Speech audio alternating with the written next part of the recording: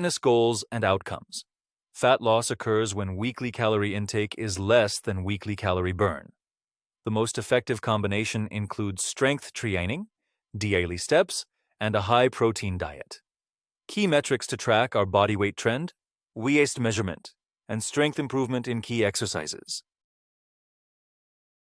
Types of training strength.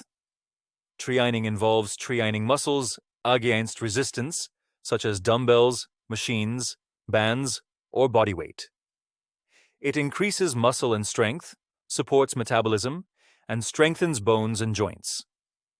Beginners should aim for 3 full-body sessions per week, focusing first on correct form and gradually increasing reps/weight. 3-day full-body plan for beginners might include 3 sets of 8-12 reps per exercise. Key exercises include squats, pushes, pulls, core, and hip hinges. Progression rule.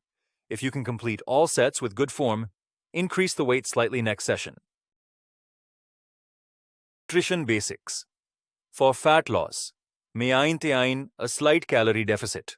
For muscle gain, aim for maintenance or a slight surplus.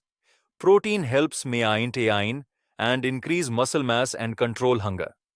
Aim for 1.6 grams per kilogram of body weight per day.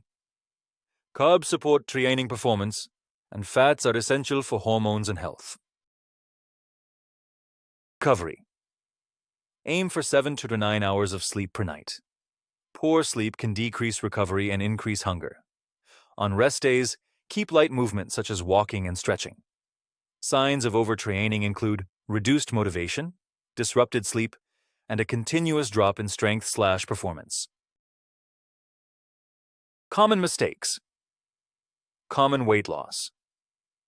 Mistakes include relying solely on cardio, consuming too few calories, and lacking a protein plan. Common gym mistakes include ego lifting, lacking a progressive plan, and frequently changing exercises daily.